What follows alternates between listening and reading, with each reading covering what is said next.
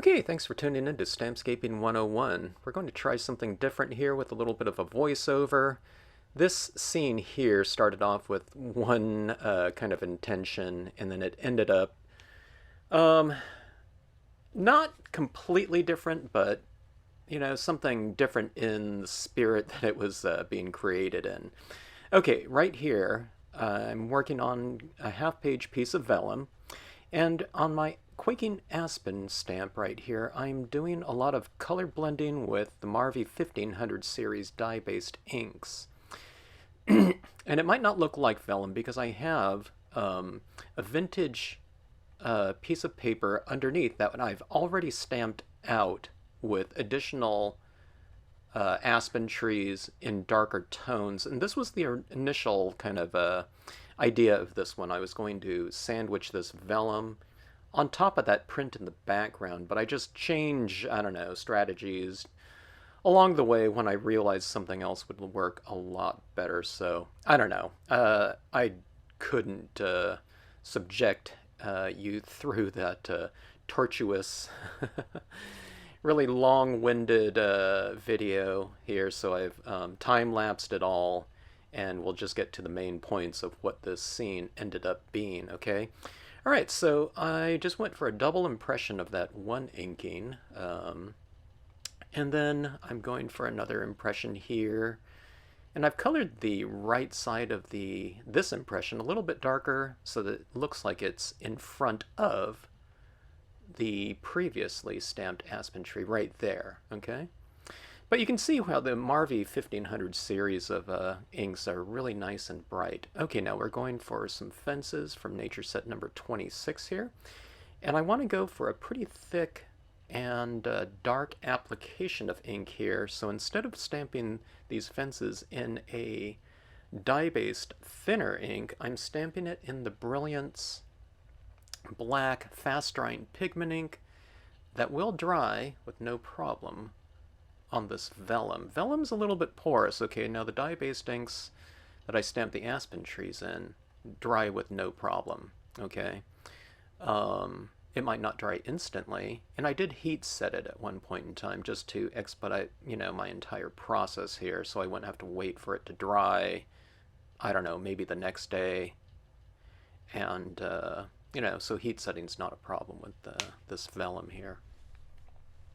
And the dye-based inks, okay? And then Brilliance, of course, is, if you know those types of inks, those are designed to dry on less than porous surfaces, such as glossy cardstocks and, I don't know, foils, vellum, I don't know, whatever you want to stamp them on, they'll pretty much dry. You might have to spray seal them to stick on there in the end, but they will dry. So they really open up a lot of possibilities as far as additional media.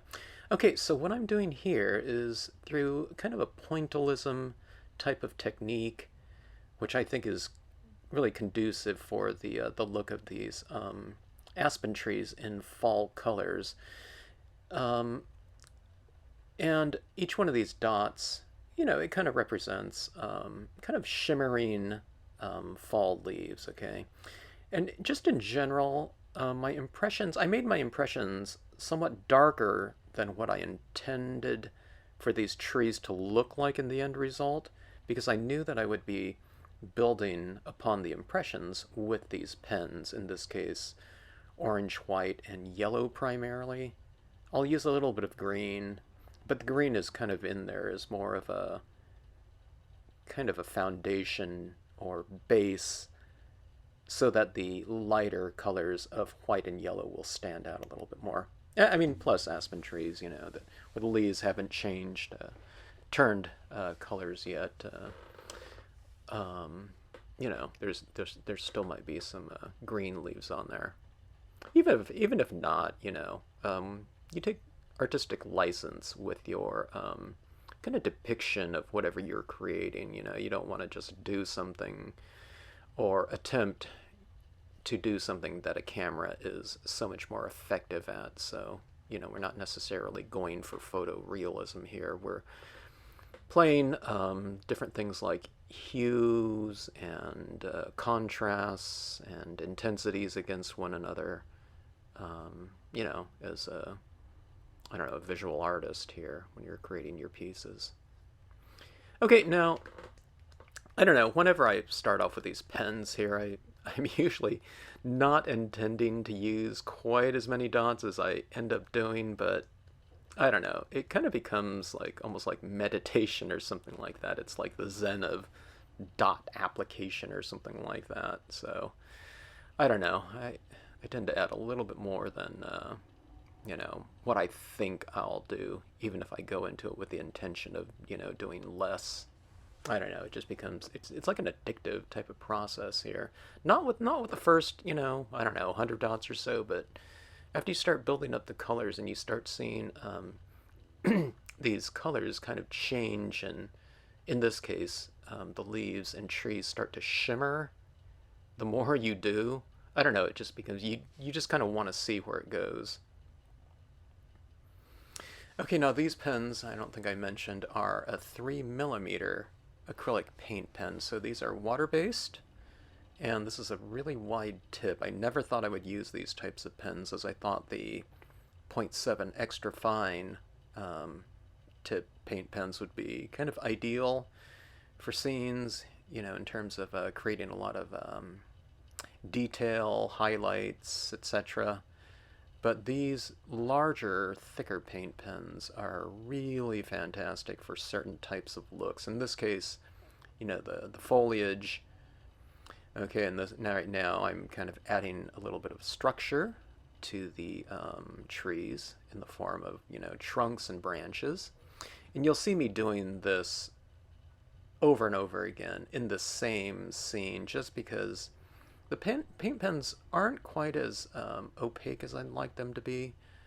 When they dry, they're a lot more translucent to, barely translucent and almost transparent at times, okay? I don't know if it's because the acrylic is physically merging with the paint that's been applied underneath it, so it's like physically blending and, going into that white, or I don't know, or if it's just, these paint pens look a lot more opaque when wet. But, the whole idea of these kind of trunks here is you add them in there, the branches, etc., and then you go back in over the top of it again with some additional foliage to sandwich that structure, that white, structure in the scene. Okay, you can see where I was just testing to see what the trees would look like over the top of that vintage paper. Okay, it was a little bit too dark, and I really like the brightness of these trees here, so I'll change my strategy when I did a quick look on what it would look like over a piece of blue paper. Then I thought, oh, that looks really great. Let's maybe even just try it over some cloud photos. Cloud photo prints, that is. Okay, so see this right now. I'm going over in some areas. One of the things when you start applying these types of paint pens, you might want to go for a general pattern, but I would really suggest kind of clustering your application, especially in your lighter tones. You don't have to do the same color, in this case, kind of a couple different values of yellow, then there's white, orange, and green. You don't apply them equally, okay? Kind of build upon them. Now, see, I'm starting to cluster my yellow dots more and more, and that makes the trees look much more dimensional and varied. Okay, so colored pencils are a really fantastic medium for vellum, in that, the vellum has enough tooth to it where it accepts the pencils just fine. And in this case, do you see how I'm working in the greens and browns and that yellow pencil color scheme there?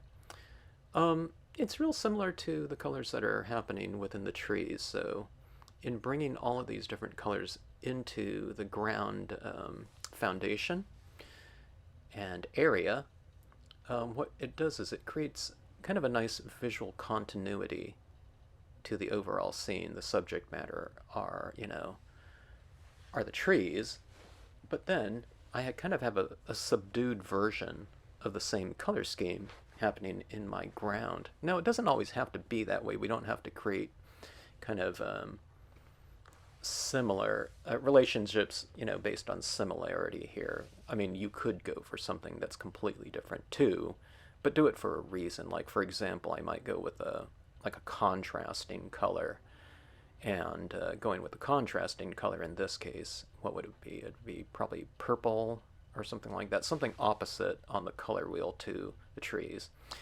And that would just to create, we'd be doing that to create further separation. And contrast, meaning, if we did something contrasted against that color scheme, it might make that color scheme pop out even more. Okay. All right, now just kind of building my tones. You can see I'm going right over my fences with those colored pencils. It's no problem over the top of the brilliance. Those colored pencils really don't apply to the brilliance ink, so you don't have to mask anything off or work around it. Okay, here I am going in again. You can see just how much lighter that white looks when it's freshly applied. And even later on, I'll use my Meowsen 7mm white pen. You can see how I'm looking at, now this is where it all changed for me. I looked at it with that blue in the background. I thought, oh my gosh, that looks so much better. So here I am kind of talking about that vintage paper so much. And then I looked at this and I thought, oh my gosh, that even looks better than just the general kind of blue swatch in the background. But here's the problem. This is a half-size piece of vellum, 8.5 by 5.5 inches, half letter size, and I only have 4x6 photo prints. So, I'm merging it right there, and I'm seeing, okay, through the vellum, that looks like one continuous cloud, no problem. And then if I bring that other side, I think that looks pretty good. So, see, the vellum kind of obscures what you have going on in the background. Okay, this is a couple different spray mounts that I use for my vellum. It gives me a nice even coating of adhesive, and I'll spray I'll mount the photo on top of a piece of paper, white piece of paper, and then we'll spray the top of the photo, and then we'll merge the vellum with the photo, okay? So remember, this photo is only going to go down 4 inches, and that's roughly where that horizon line is right there. I think I did realize that horizon line in the background, the top of that green bluff, it needs to be a little bit higher. I wasn't intending on using the photograph. I was just going to use one, piece of paper in that whole background, which is the vintage paper. So I'm just testing to see if I have enough of that horizon line, and I'll bring the horizon line up a little bit to match the bottom of the photo print sky. I mean, ideally, I have, like a 5x7 or something a little bit bigger, but I thought this worked just fine. And I got lucky that, that horizon was already pretty close to the bottom of the photograph, so I didn't have to move that up too much. Okay, so just testing here. I'll need to glue these side elements to the the side clouds, to make that one continuous kind of cloud, almost panoramic shot. So just a little bit of planning, but remember the vellum, okay, I came back in here and I've spray mounted the clouds. Now see how that cloud on the left hand side, that doesn't actually merge very, perfectly, but it's not bad. Okay, now before I spray seal this vellum to the clouds, I'm stamping a horse, and I'm stamping on the back so that it looks much lighter and thus farther away in the distance, okay? Because, the backside of the vellum is going to obscure the image. Okay, now I've spray mounted my photo, and I'm going to glue down the vellum over the top of it, okay? Now you want to kind of work out the bubbles and little ridges that sometimes happen when applying, a thin 50-pound vellum piece of paper to something. You know, it's easy to get those bubbles in it, but I brayer it down, but sometimes you just have to kind of work it out with your fingernail or something like that. Okay, now I'm just cutting this all down to size here, back to the, you know, pretty close to the original 8.5 by 5.5 inch piece of paper. Now I'm just showing you where that line shows right there. Okay, brayering down. All right, now let's take a look at this here. Fine tuning, my horizon didn't go up quite as much as I needed it to. I could still see the bottom of the where the photo print ends. So just raising the horizon line up a little bit. This is where you kind of do your fine tuning too, you know. We know what the vellum looks like, you know, with nothing in the background, but the vellum's going to look different over the top of the photograph. The photograph is going to show through some of these more translucent objects, in this case the trees and the you know, the foundation, the grassy terrain down there. And I'm just mentioning here that I'm spray sealing this with a workable fixatif, okay, a Krylon. And sometimes when you spray seal your paint pen work, if you go over this now with some additional paint pen work, being that the bottom is already sealed off with a workable fixative, you might get kind of a more opaque, solid looking, you know, in this case, pattern of dots. Okay. Sometimes, in other words, sometimes when you lay down these acrylic paint pen dots, okay, or just paint, it doesn't have to be dots, and then you go over it with another paint pen, sometimes that, you know, the liquid, the water in the paint you're applying might put the applications of paint back into solution and have them merge. Okay, so additional colored pencil work, working on my shadows, making some areas of the grass a little bit brighter with green.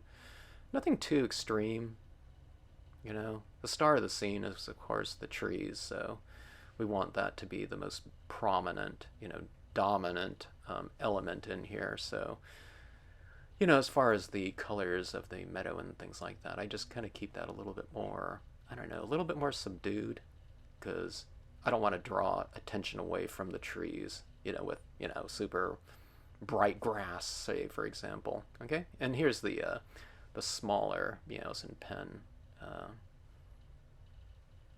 0.7 millimeter. Okay, and this one I found, oh, that looks really good. I can make some kind of smaller branches coming off, you know, the 3 millimeter branches, you know, white paint pen. So this worked out really good. And then we have all of our exposed branches again, so you go back in and cluster some dots within that space. And look how much brighter those yellows look. Now, when they dry, they might, you know, they might not look quite as bright and light as that. But, yeah, you can see the difference between the trees on the right side with those additional finishing touches, and the ones on the left, which I'm now applying. So you don't do, you know, when you're doing these finishing touches, it's not like you're going to have to do like an equal number of dots that you did kind of in the beginning. I mean, you certainly could, but, you know, I just kind of apply them a little bit more sparingly, even though it looks like I'm adding quite a bit, because, you know, I really like the way that yellow looked on there.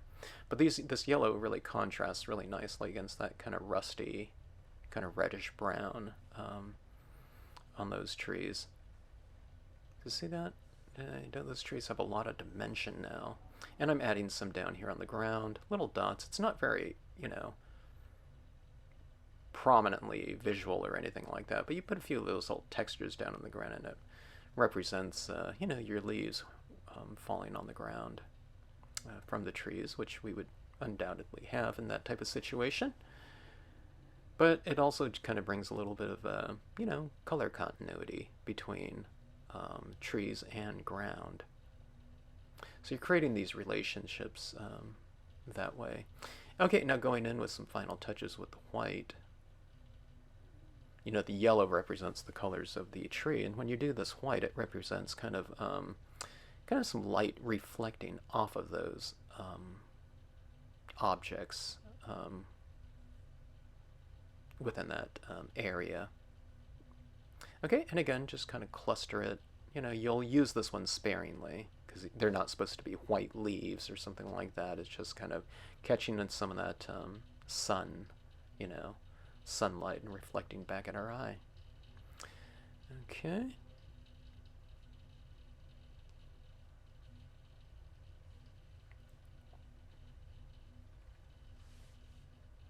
All right. Here's some additional Brilliance ink. Brilliance ink, the white Brilliance ink is something that I really use quite a bit in my pieces. I like to kind of create a little bit of a fog effect. It's not necessarily just because, I think fog's cool, okay? But watch those fences up there, okay? I think the fences look just fine as is, and it doesn't necessarily need anything, okay? But they're identical, almost. They're like the mirror impression from right to left, okay? They're sharp and dark, okay? Now watch this. When I put a little bit of this pigment ink down there and a little bit of a fog, what we're doing is we're varying those foreground elements, okay? So the one on the right looks a little bit different than the one on the left now. So it has its own character, yet it's the same. And what it's also doing is it's adding in a very soft element to our applications. Clouds are supposed to be soft too in the background, okay? But having that softer element in there really extended the textural range, the visual textural range of our entire piece. So it's no small thing having that little bit of a kind of a foggy, misty glow on that right side fence, just on a little area of it. I didn't fog out the entire thing. I just add a little bit, on about 3 of the posts or so, and you can see what that does to it. Okay, so anyways, that's my scene. Sometimes you have to change, your strategy from the initial intention and the final result. That's what they say one definition of art is. It's the what happens in between your initial idea and the final result. In other words, that gives us a lot of license to change, change gears, change strategies, whatever. If you get into a scene or any card making, any type of creative process, songwriting, whatever, if you just discover something just seems to work better along the way, why not just change strategies and, just go with it? Sometimes the card tells you what to do. All right, just taking a look in here and seeing, what kind of matte might look good around something like this. This is a little piece of a Star Dream. I'll get a larger piece of Star. Well, this one's a larger one, but a little bit of a border around that probably, and then placed right on top of the iridescent style of a Star Dream, I think would make for a good card. And there's my vintage, thing in the back, which I didn't use. Instead, used the photograph, and I think it was so much more effective looking. Okay, so thanks so much for watching. Hope you enjoyed it.